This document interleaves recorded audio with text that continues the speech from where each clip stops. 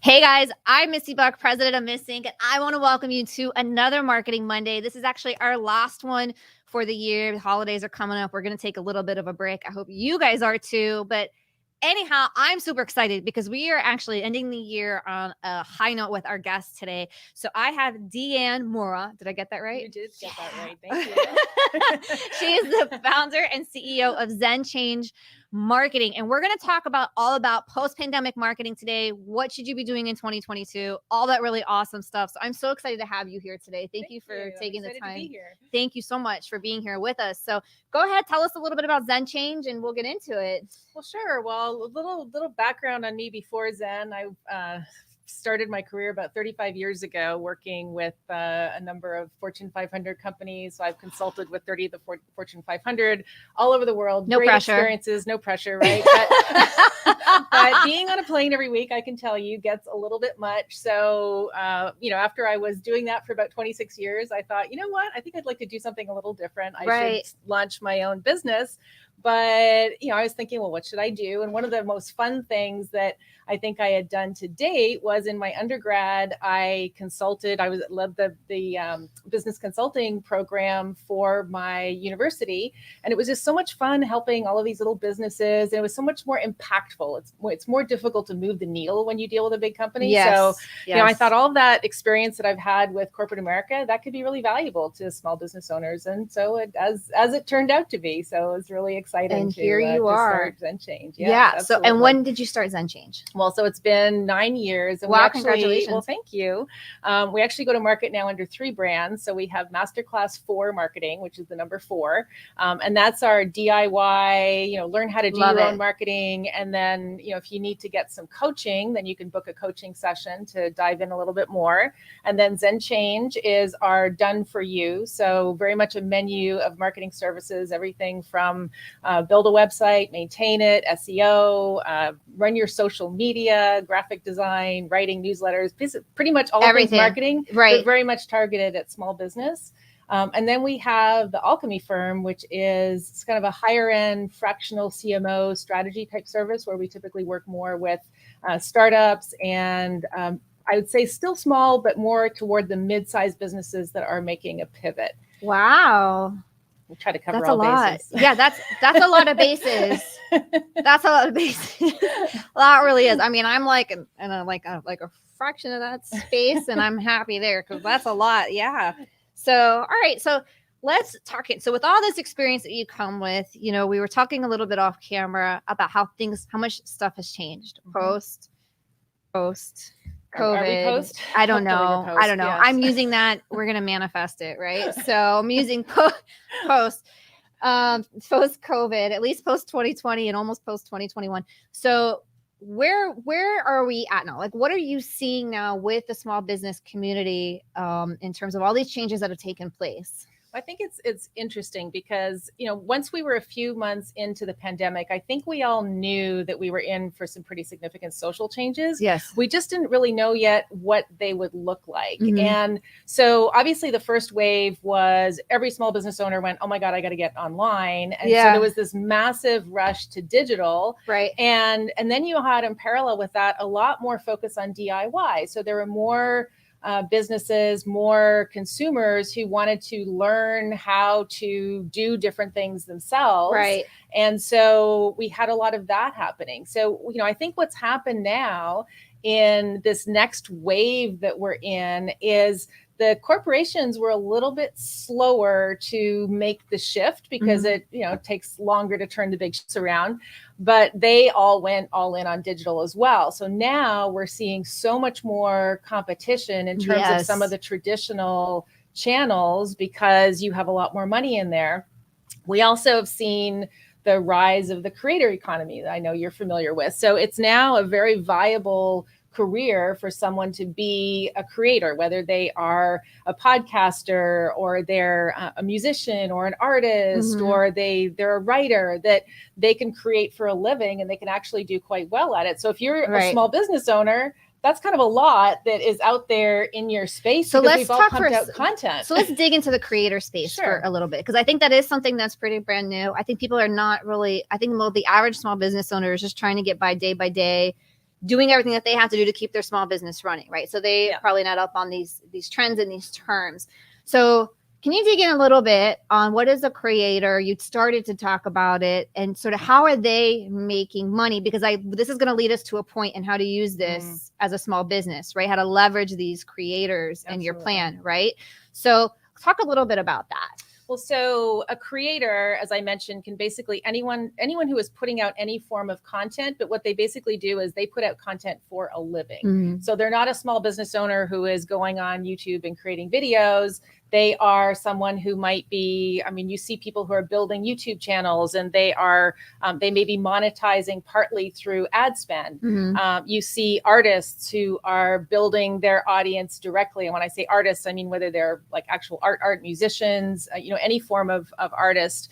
And so there's this trend toward disintermediation where we're really cutting out the middleman when it comes to monetization. So there's a piece of that where you can get sponsored by a brand, for example.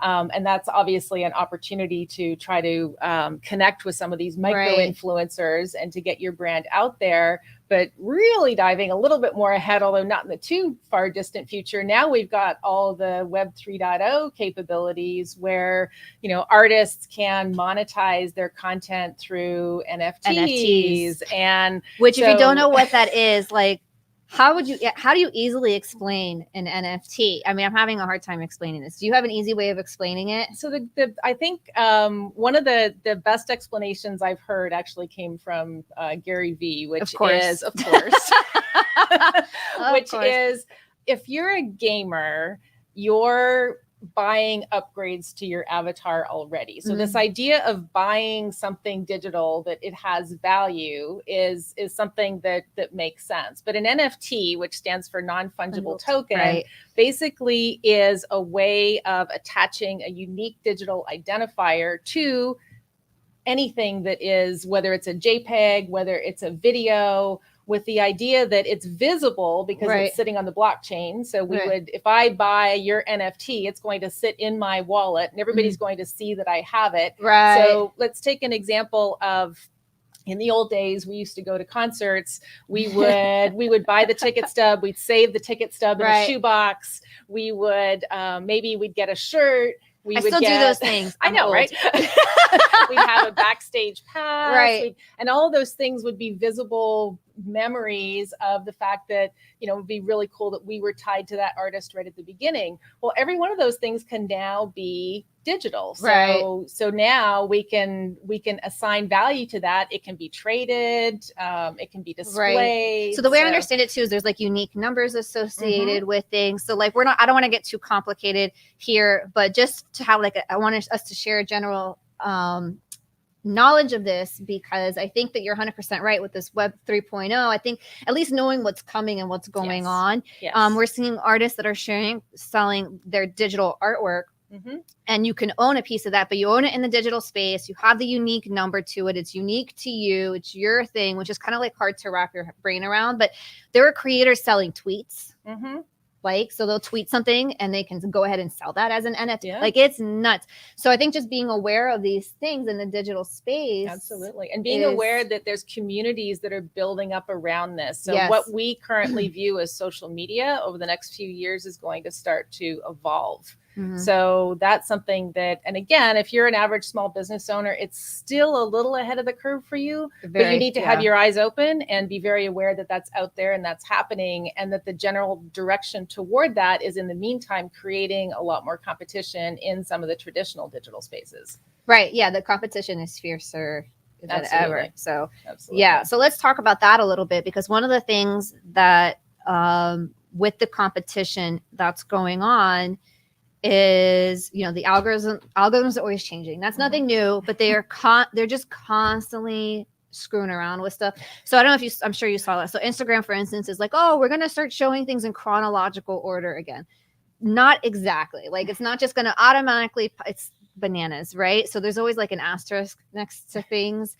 And then the annoying thing is like about algorithms is like, oh, we're going to show your content, but only if it's popular enough and we think people want to see it. And we're like, well, how do you, You know what I mean? How So do we you say get- it's how do pay to you get play. it popular If I enough, can't get right? it popular because you're not showing it to people, what do I do? So this is like a frustration that Absolutely. business Yeah. owners have. We've seen the changes with Apple's and iOS. We've seen the changes that are coming with Google.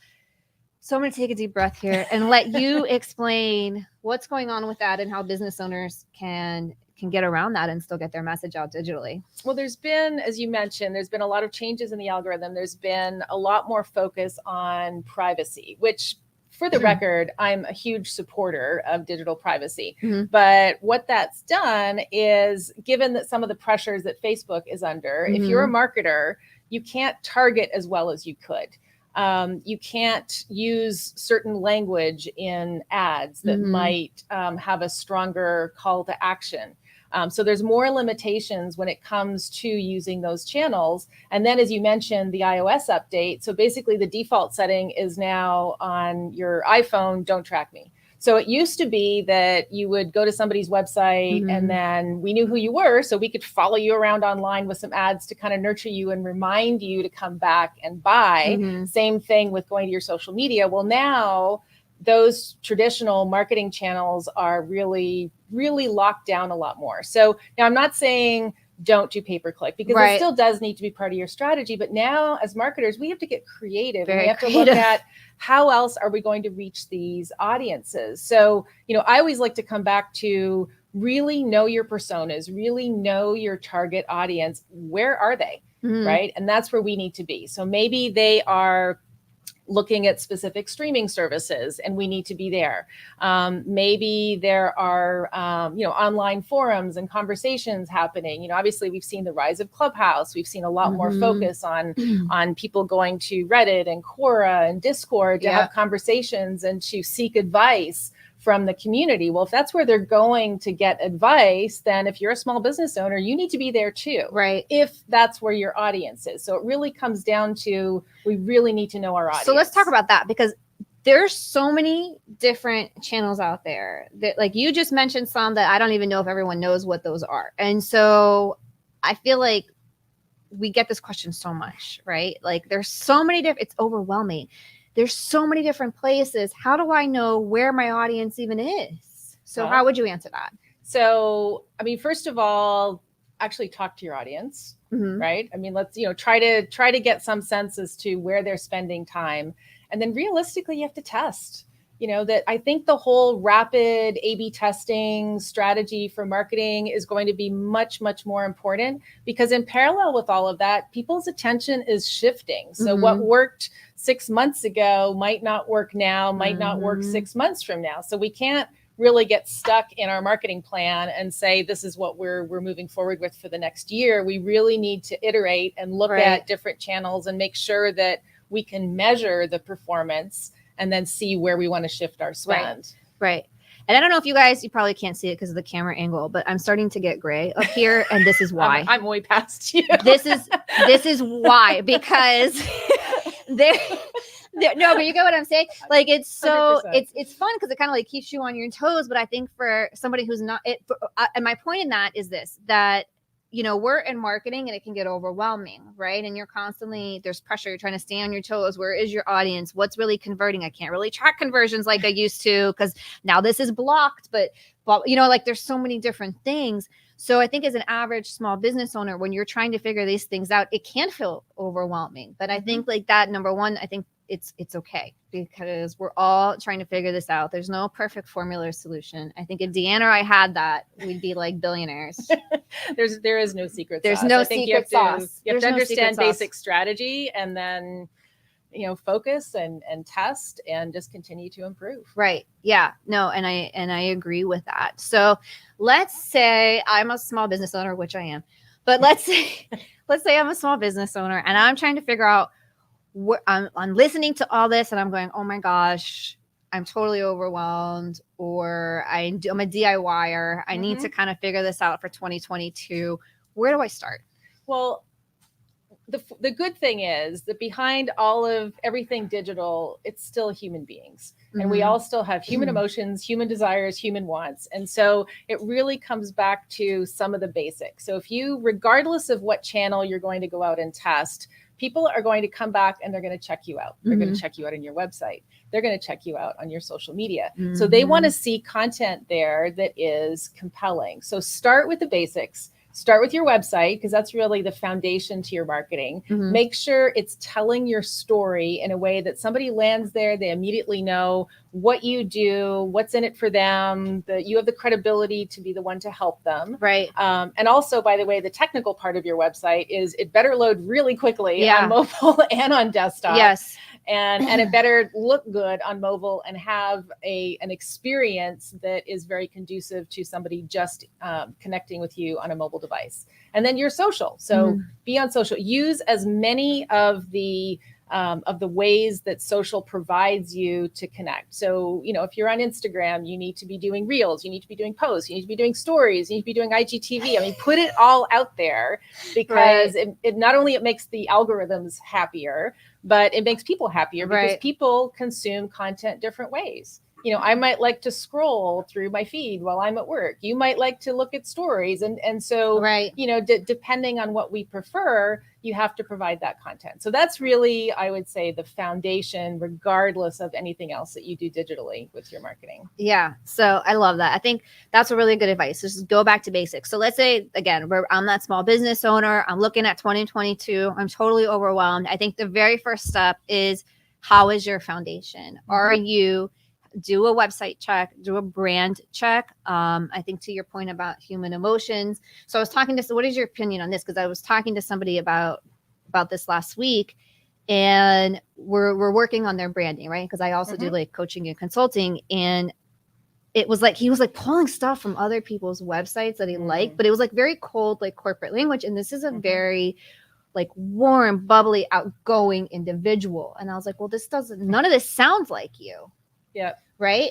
So when you're creating your messaging strategy, right, how important is that it has that personality? And it's critical. I mean, you're just like you as a human, you have what we call your voice, your way of speaking, your way of communicating. So does your brand. And so if you want to go to market as the warm, bubbly, approachable brand, and that's your part of your differentiation, then that needs to really be pervasive in every aspect of your story, whether it's how you do your videos or the type of language that you use when you're writing copy. Because if you sound like everyone else, you're not going to stand out from anyone else. Exactly. Exactly. So, all right. So we have we're going to get back to basics. We're going to do the foundational stuff. We're going to start small. And then I need to know, like, what now what am I looking at for 2022? Yeah. Well, I think the next step really also hasn't changed from previous years. And that is, you need to network your little heart out.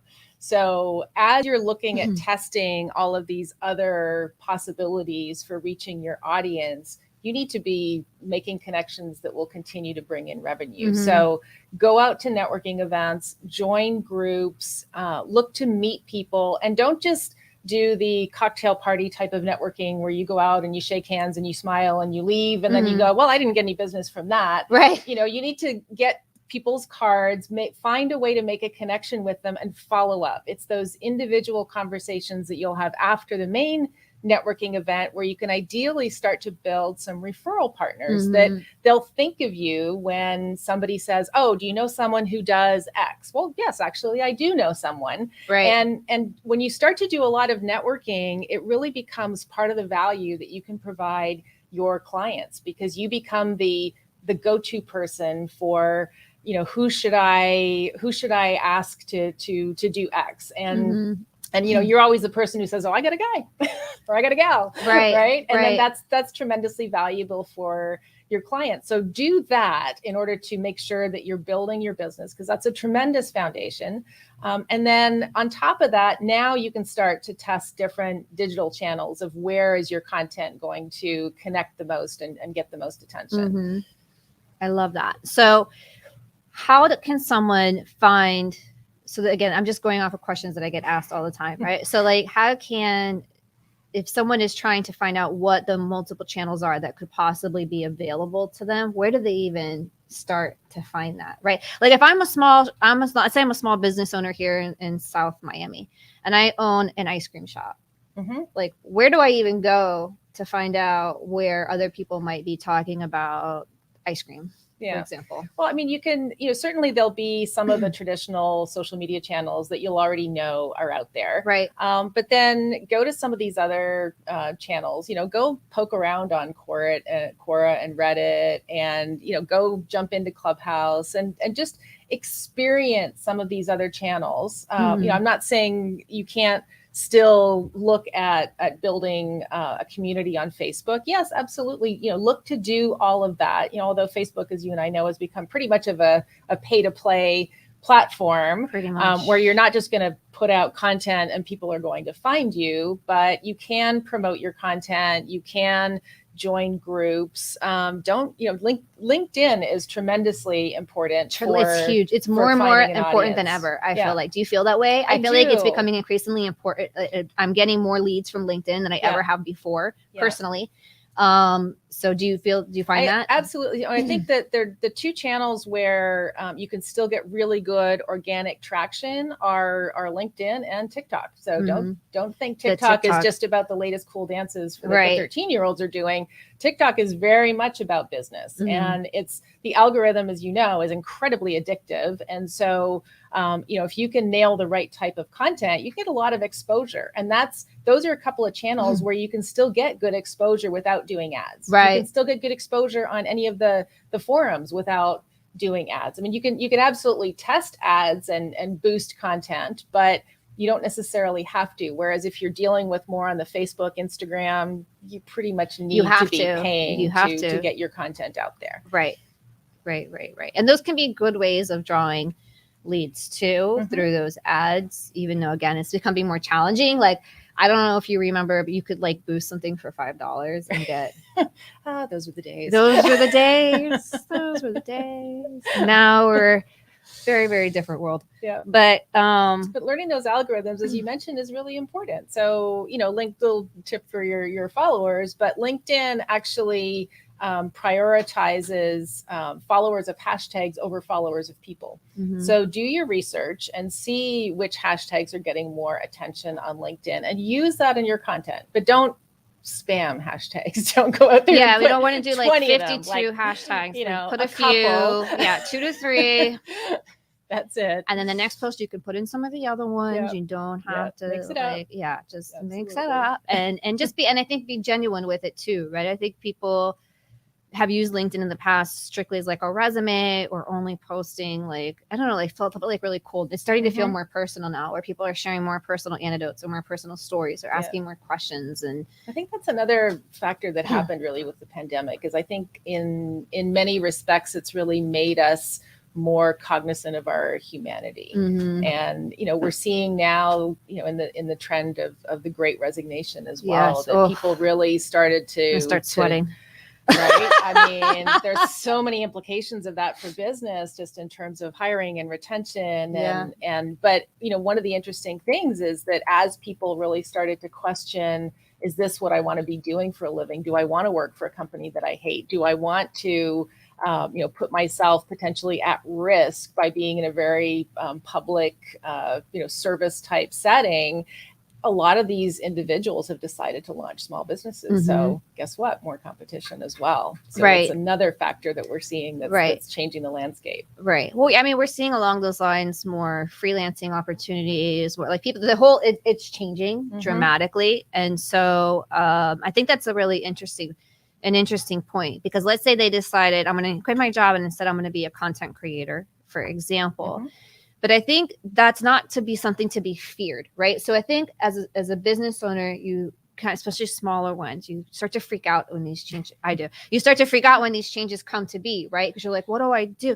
But I think really what we need to be, and this is my opinion, I hope you give me yours, but it's collaboration, right? So like, how do I find the right content creator to collaborate with and use that to help get that visibility? Yeah. Well, and I mean, and there's obviously you can pay a lot for PR platforms where you can find certain influencers. Pay a lot. Yeah. A lot, but you can also just, go in your circle and search. So put yourself in the shoes of your target audience and just go online, search for how you would like to be found and see what comes up. See who's putting out a lot of content. See who's really making a difference. And it doesn't necessarily, you don't have to, although it'd be nice, get Kim Kardashian to be, posting about your brand. Right. But obviously she's going to want a lot of money for that. But even some of these micro influencers. So I think what we're seeing is also a shift toward the quality of the audience more than the quantity. Correct. So if you have an email list and more people are opening your email, better. If you have a smaller social media following, but more people are engaging, better. Right. Yeah. Especially when you get into the algorithms and what people see and all that kind of nonsense. So we only have a few minutes left here. I can't believe the time is like just really flying by. So like, what are some additional tips that you would share going into 2022? Well, I think going into 2022, it's a year where we really need to question everything. But don't forget some of the foundation. So some of the things that we talked about, make sure that you really know your target audience, know where they are, know what is going to get them excited to work with you, and really put yourself in their shoes. And content obviously is still very important. Yes, we talked about the creator economy, but you still need to be putting out a lot of content. So you're going to need to do a lot of testing and just, don't get caught up in some of the traditional way that we used to market and only go down the path of AdWords and only go down the path of Facebook and Instagram ads. We're all going to need to get a little creative this coming year. Right. But don't forget some of the basic blocking and tackling. Network, make sure your brand looks good. Right. Yeah, I agree with that. I love that so much. So again, how can people reach you if they're interested in one of these programs that you offer? What's the best way to get in touch with you? Absolutely. They can go to our website, zenchange.com, or follow me on my Instagram at Marketing Strategy Gal. Marketing Strategy Gal. I like it. I like it.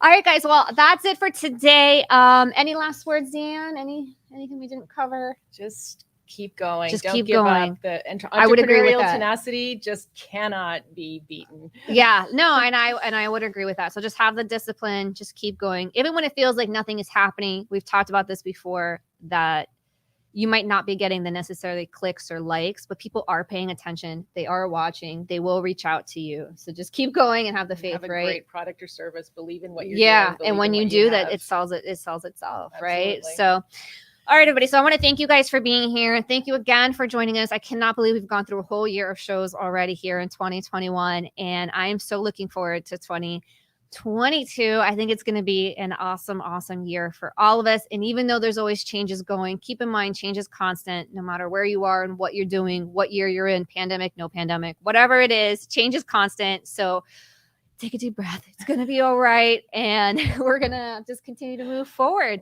So with that, I want to thank you guys again for being here. Again, thank you for joining me every week. We will see you in the new year. Diane, thank you so much. Thank you for having me. You were awesome today. Really, really helpful tips.